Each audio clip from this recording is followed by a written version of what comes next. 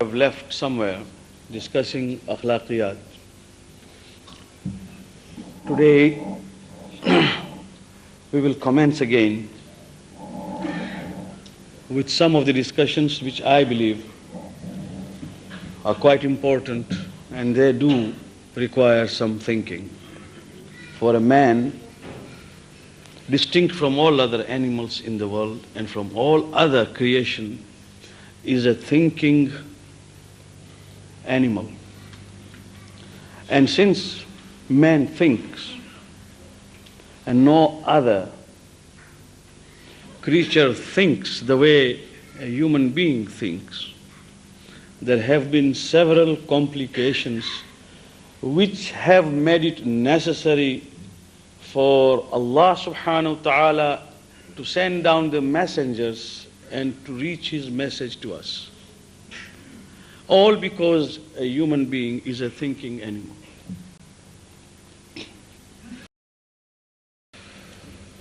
But tonight I'm going to present an aspect of thinking which actually makes a current and contemporary problem.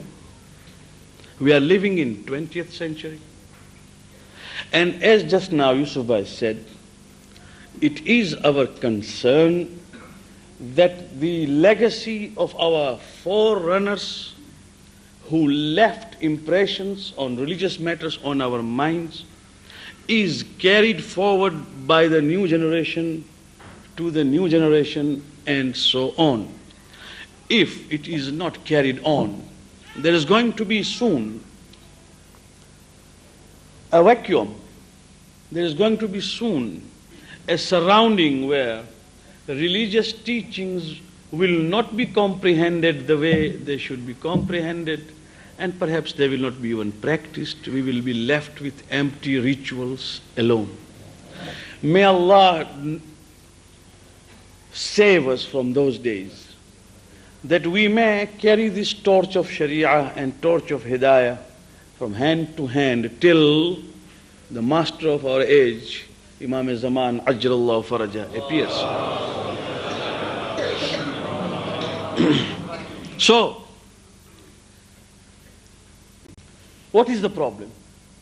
Again, the problem emanates from thinking. What has happened is that a human machinery of thinking is just like a pool of water, into which enters water from all sides. There can be dirty water entering into it, there can be pure water entering into it. And within the pool, there is water which is mixed. It has got enough of dirt in it, enough of mineral matter in it, enough of pure water in it, and then that is a mixture which keeps a man busy till he reaches the brink of his grave, not realizing how much of time and energy has been wasted. Or, the ulama of akhlaq have given an example of a mirror. That a human mind is just like a mirror upon which there can be a reflection of good and bad. Well, the idea is that while I think, there is a lot of activity in my mind which goes by the name of thinking while it is not thinking. This is the problem. In Arabic, it is called waswasa. In English, the translation is a whisper. Anything which is silent, just like whispering voice, when we talk silently to each other with a low voice, is called waswasa. Sawtun khafi. Any sound which is quite low and silent, which cannot be heard, a whisper, is called waswasa. Somebody somewhere whispers into me, and I call that whisper thinking while it is actually not thinking. And it began with Hazrat Adam alayhi salam. Quran says, we told Adam, وَأَنَّكَ لَا تَجُوعَ فِيهَا وَلَا تَعْرَى وَأَنَّكَ لَا تَظْمَأُ فِيهَا وَلَا تَضْحَى. We have put you into Jannat, into paradise, where you will neither be hungry nor will you be devoid of clothes. The prime need of a human being is food. You will not be hungry. Man wants clothes. You will not need it. وَلَا تَظْمَأُ فِيهَا, and you will not be thirsty. وَلَا تَضْحَى, and you will not be hit by sunlight. That means what Zulfikar Ali Bhutto said, roti, kapda and makan. In Pakistan, Allah subhanahu wa ta'ala promised roti, kapda and makan at the first instant to Hazrat Adam, the forefather of this generation. You will not be hungry, therefore you don't need roti. You won't be devoid of clothes, you don't need kapda. And sunlight will not hit you, that means you won't need makan. You are at a place which is free from all hardships. In spite of such a promise, فَوَسْوَسَ لَهُ الشَّيْطَانُ فَقَالَ هَلْ أَدُلُّكَ عَلَى شَجَرَةِ الْخُلْدِ وَالْمَوْتِ. And Shaitan whispered into him to say, may I guide you to an immortal tree, a tree of immortality. If you eat from this fruit, you will never die. وَمُلْكٍ لَا يَبْلَى, and the kingdom which will never decay. Two things he promised. If you eat this, you will be immortal. That means you will never die. And second thing, you will have sort of a power, authority which will never wane. Allah subhanahu wa ta'ala says, Adam slipped. We don't say gunah kabira. It is tarki awla. Because there was nothing like gunah or sin in Jannah. Sin is commodity of the earth. Sin is not the commodity of Jannah. So it was actually what we call tarki awla. That means he did what he ought not to have done. That's all. Not that he committed any sin. But Allah subhanahu wa ta'ala says, Adam accepted it, forgetting that this was a waswasa and not a thinking. And today, we, all of us, suffer from this problem of waswasa. How? When we were young in school, there used to be a Gujarati book in which there was one story called Sheikh Challi Ni Kahani. There is a sheikh whose name is Challi. And therefore, it's a Sheikh Challi. What happened? A person, of course, who then was known as Sheikh Challi, unemployed, poor, was walking on the street. He saw a trader with a casket, or perhaps a carton, in which there was something. He was waiting for some labor, someone who will pass. He could hire him, give him some money to lift the weight. This man passes and sees the trader and says, are you looking for a person who will help you lift this carton to your place? He said, yes, if you will, I will pay you for that. He said, all right. So he lifted the carton and on his head. Now, as he moved, he started thinking, this man will pay me how much? Maybe £5. No. When he says £5, I'll say, no, I want £7. And then he will say, no, £6. And he went on calculating, and then finally, I will take £7 from him. He's still moving on the road. And then he says, what I will do is I'll buy some poultry. And there will be two types of hens. One will be egg laying, another for the table. And then I will gradually increase, and then I will have thousands and thousands of fowls and hens. And from then I'll buy a farmland where I will have small and big cattle. And then from then when I make enough money, I will marry. And when I marry, I will raise a family. And then my children will be grown up and they will get married. And one day when my wife will call me to come to the dinner table, I'll say no. And as he said no, the casket fell off the head.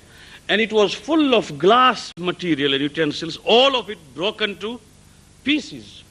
So the trader said, you have ruined my business. And Sheikh Challi said, well, you have ruined my life. Yours is only business, only one casket full of some glasses. Mine is the whole life, because I was thinking of having raised the family already, everything gone to pieces. What actually is, Quran says, tilkal amani. These are the false hopes. Waswasa are always in two forms. False hope for the future, false fear of the future. That's all. This is how waswasa begins. And in Quran it has been condemned. And all these sins, all our lapses of akhlaq, or our gunah kabira, they begin with waswasa, and I will prove it within this short space of time that is at my disposal before we go for namaz and maghrib, that had it not been for waswasa, in our language we mean waswasa means false thoughts. Waswasa is not a false thought. Waswasa is the conversation which shaitan has with me in a very low voice, against reason, against the dictates of Allah. False hope. Amir al-Mu'mineen, Ali ibn Abi Talib salawatullah salam alayhi, said that a miser, a person who does not spend in the name of Allah or even for his own self and the family, is a person who has been given the false hope that the less you spend, the more you will earn and possess. And he has also been given the false fear that the more you spend, the poorer you get. False hope. We have hopes of tomorrow and day after tomorrow. This is how it will happen, and it will happen again and again and again. We forget one thing, that nothing can happen except that which Allah subhanahu wa ta'ala has willed. Now, in the progress and in the process of expectations which go into months and years, we commit several sins. Imam Jaffer Sadiq alayhi salam was sitting somewhere,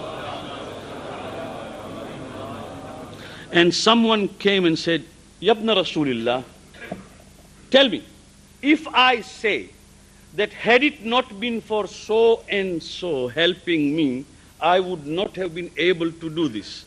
Is this a correct way of speaking? Had it not been for so and so, I would not have been helped. Had it not been for you, this would not have been achieved. So is it right way of speech? Imam alayhi salam said, never say that. Always say, had Allah not made this person a sabab, a way, a cause for this thing to happen, it would not have happened. Because actually it is Allah who creates a sabab. He creates a cause, not the person himself. Never say it is because of him that has been done. Say Allah made him the cause and this has been done.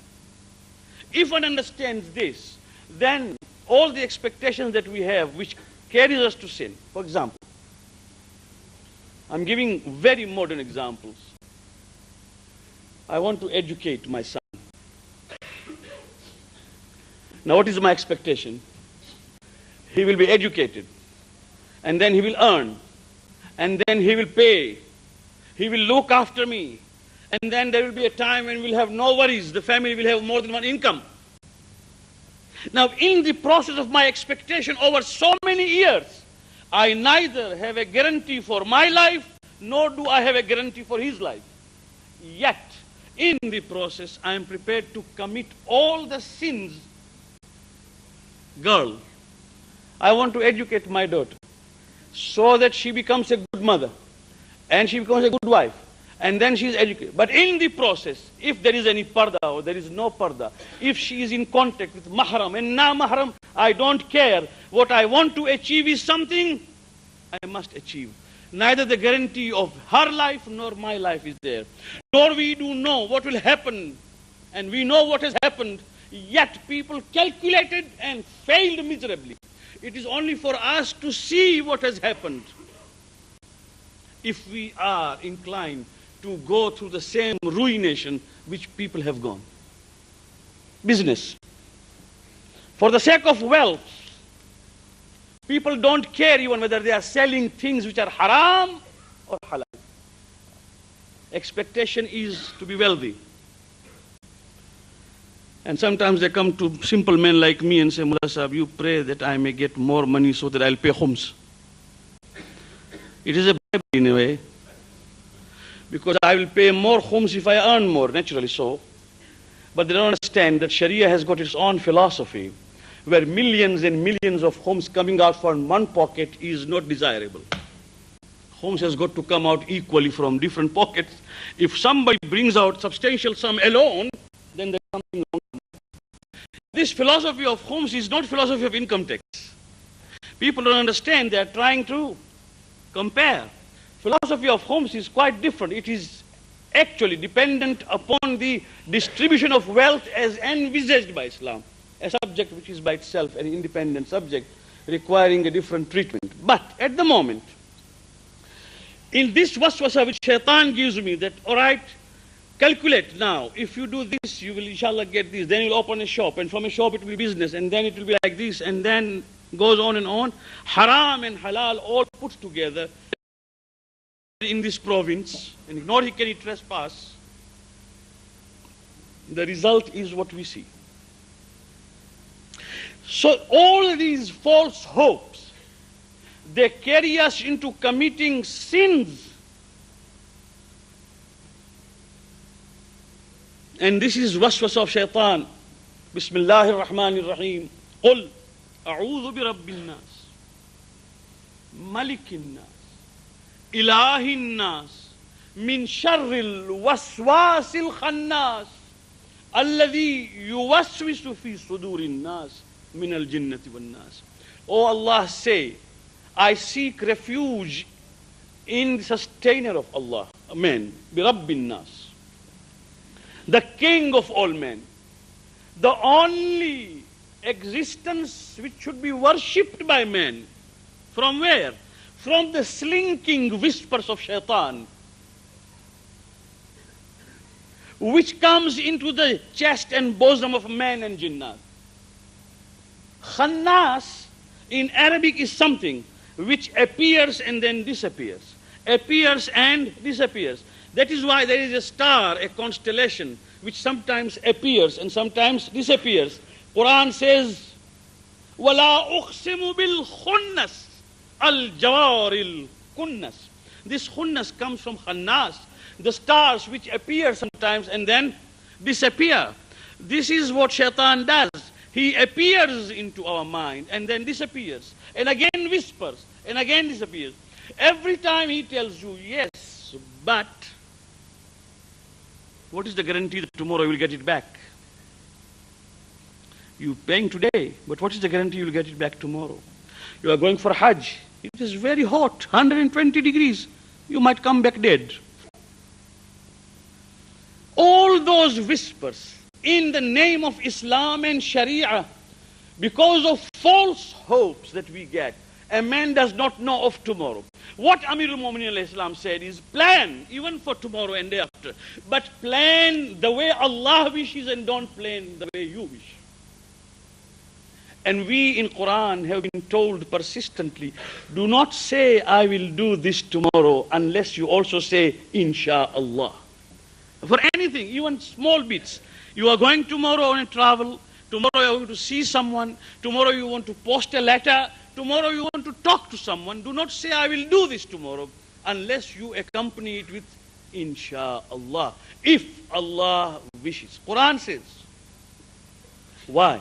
The planning has got, so there is no false hope. And the hope is pinned to none but Allah subhanahu wa ta'ala. As opposed to this, there is false fear.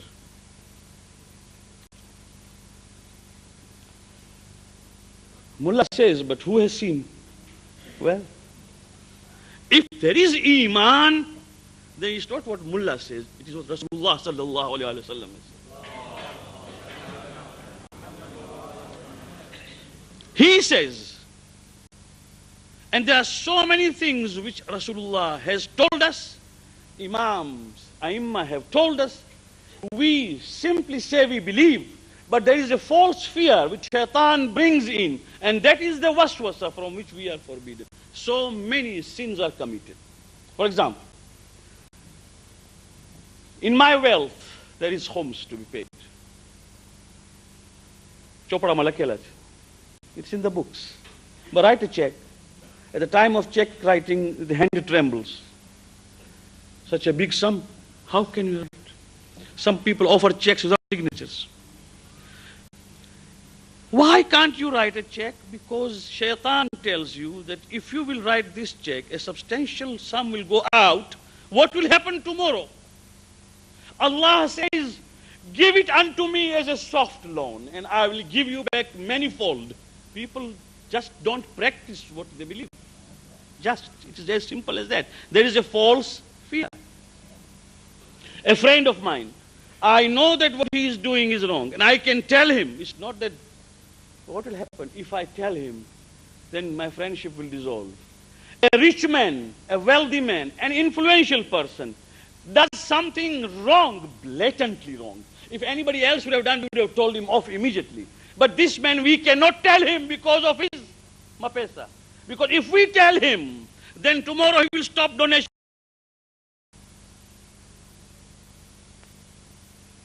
He will feel ill about it. To hell with such donations. If it is based on hypocrisy, because either Allah can look after his cause or he cannot. If he can, then why care for people who promise things and do not do it and keep conditions to fulfill it? To hell with those monies and donations. Jahannam, we don't want to touch them. Because we don't want to be bought over.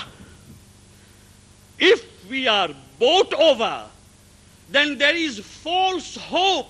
Shaitan is trying to dominate our lives, while we don't want Shaitan to dominate our lives. We want to be dominated by Allah subhanahu wa ta'ala. And to prove that when he wills, it will happen.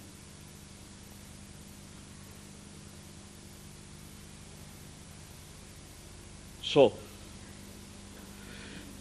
one has got to be fearless, and one has got to pin hope on Allah subhanahu wa ta'ala. None can harm you, even if people stand up.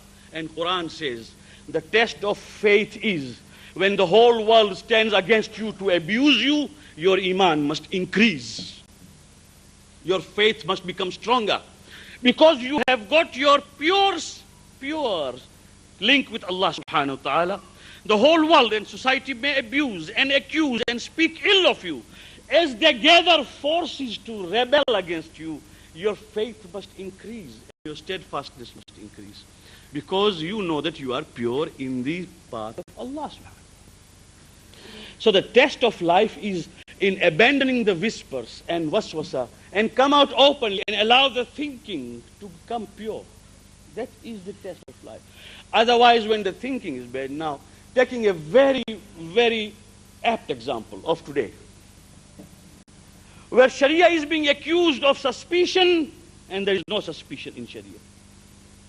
Where Sharia is being accused of superstition, and there is no superstition in Sharia. Example.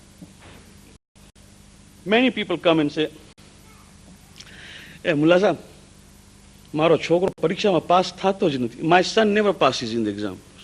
Well, what must be wrong? If your son or daughter does not pass in an examination, something wrong in her or his studies, in his or her efforts, or in his teaching. I mean, that is as objective as one could be. Instead of trying to find a remedy which should be objective, they come for taviz. Can you write something? Sasti Sukhri ne Siddhpurni Jatra. Something which you can write immediately and he wears and he passes the exam. Nothing of that sort can ever happen. Never. There was no such thing. There is no such thing. What has brought is false fear. False fear in the community which has come from other sources is being used in the name of religion, with the result that many enlightened youngsters come and ask, is this what Sharia says? Is this what Islam says? That if you fail your exam, if you fail your business, you must go for taviz? The answer is no. The answer is no. A simpler example, which of course is not haram in that sense, but a man who persistently on every nook and corner in life goes for istikhara. You are a businessman, you want to buy something? Use your brain. See the merits and demerits of a particular transaction and tafaddal, tawakkal Allah. But no, we want to do everything. The result is that it becomes an obsession. And then my son sees that my father, if he wants to buy 1 kilo of moong, also looks at istikhara. And if he wants to sell 1 pair of shoes, he also consults istikhara. Therefore, he will do the same thing because he believes in it. But when his son will come, who might be enlightened and highly educated, he will surmise and infer that this is Islam. Everything by istikhara. It is not so. When the Prophet said, and Quran clearly says, use your intelligence and then leave it unto Allah subhanahu wa ta'ala. Now, I'm not trying to discuss, I don't say that. But if I were to reveal to you how funny experiences we have every day, you will be all surprised. People don't go for toilet unless they consult istikhara. I don't know what will happen to them. And I know this for certain. People do not go even out. And I'm only pray that they should not come when somebody sits in this Imam Bar, not trying to come out because istikhara for coming out through that door is bad. I don't know what will happen to Mohsin Ramsi or whoever here is. He can't switch off the light, he can't close it. Baba, go home. Say, istikhara is bad. When we have an obsession of that sort, it is based on false hope and false fear. And this is the waswasa which has penetrated, permeated into religion. And we practice it as such. We practice it as such. It is not there. It is not in Sharia, whatever we are doing sometimes. But it's all based on our waswasa. And this waswasa has got to be removed. It takes us to sins. Sometimes we go up to shirk in the false hope. And I'll say this very openly, that while we have Ahlul Bayt alayhimus salam, we have Hazrat Abbas alayhis salam, we have Imam Musa ibn Jaffer, Babul Hawaij alayhis salam, we have our own Prophet, we have Allah subhanahu wa ta'ala, the creator of all universe. We have all these wasa'il, we leave this. And sometimes a person from totally different religion comes and says, I can cure. I can give you some holy water. And our people go for that holy water. Either we have faith or we don't have faith. Shirk, this is shirk. So you will find that many of the sins we commit, they originate from waswasa, which we believe is thinking, is not thinking. The only answer that the Prophet gave was, whenever he was told, somebody came and said, Ya Rasulullah, the waswasa have increased. The answer he gave was, say la ilaha illallah. Repeatedly. Say la ilaha illallah.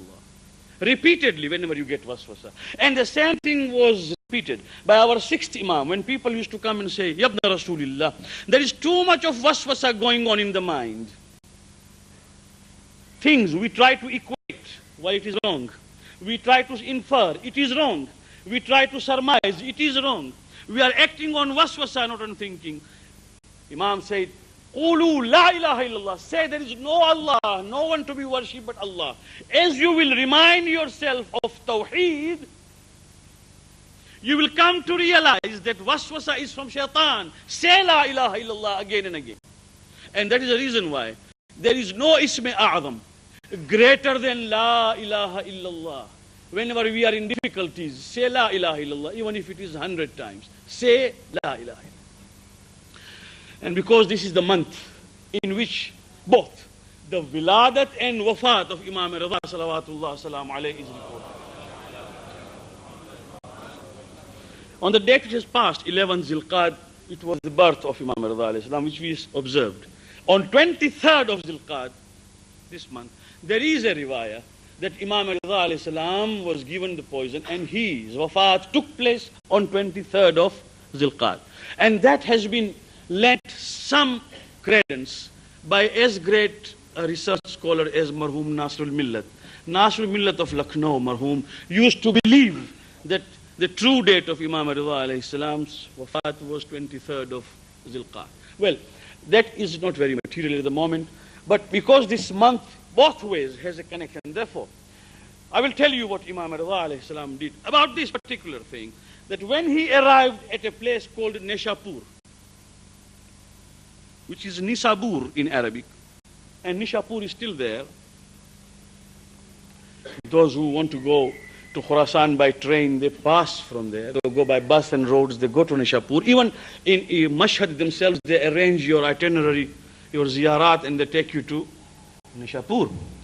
When Imam alayhi salam reached Nishapur, nearly 4,000 ulama of Ahlul Bayt and against Ahlul Bayt, who were then in Nishapur, when they came to know that the son of the Prophet, Ali ibn Musa al-Ridha, has come,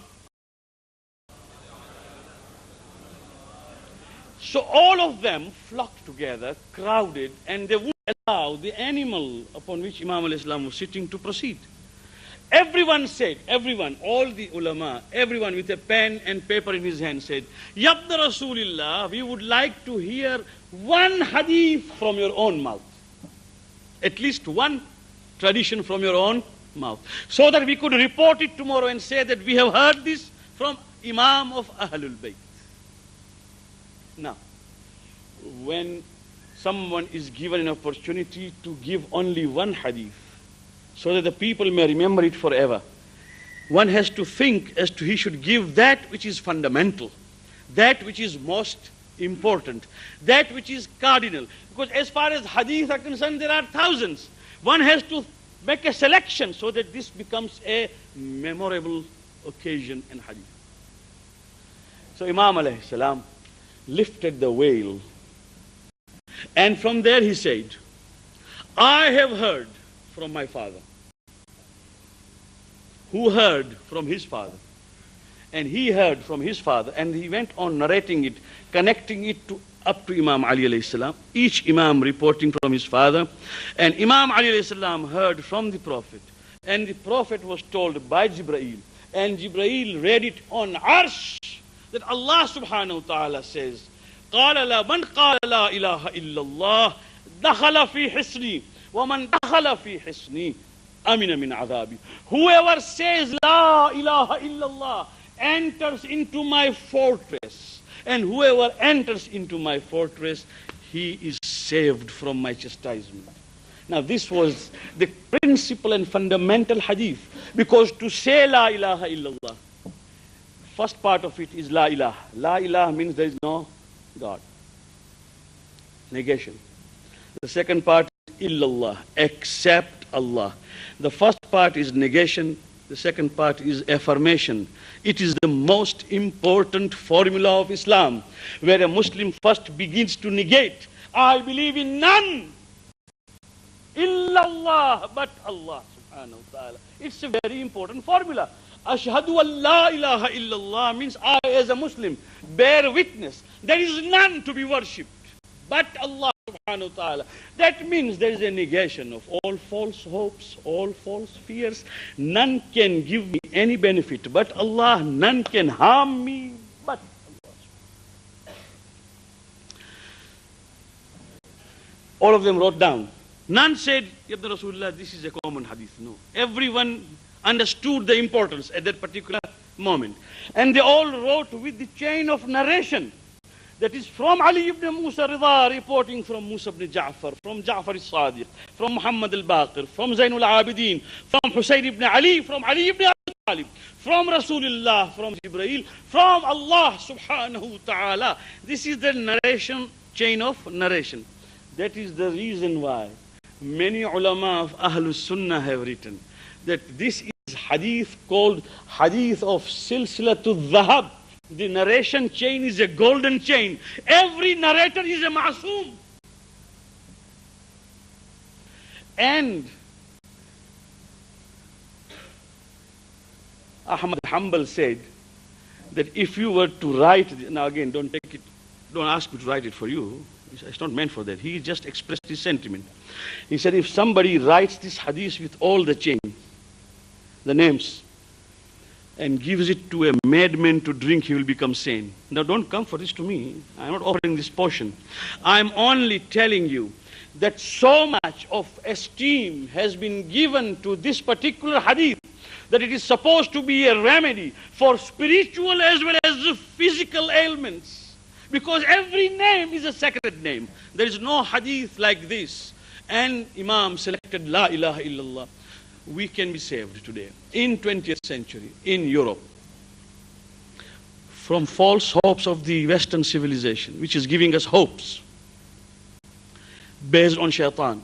Tell our youngsters, tell our young girls and boys who are listening to me now, and wherever my voice will reach, the civilization of the West is giving us false hope, a hope which is as slippery as it could be, upon which their own feet have already slipped. And I repeat this example again. It is like a parabola. They left from here on the path of false hopes. They have reached the apex and they are returning. While they are returning, we are advancing. We haven't still reached the apex. They are already coming back. They have realized that there has been nothing but delusion, nothing but illusion, while we are still progressing, taking pride in mimicking and aping and copying the Western civilization. Our girls, our boys, our youngsters, we are on that false hope and the fear that we will be left behind if we don't go on that path. That is not the path to follow. There is a path of Islam to follow. We shall discuss it, inshallah, in the future. Assalamu alaikum wa rahmatullah.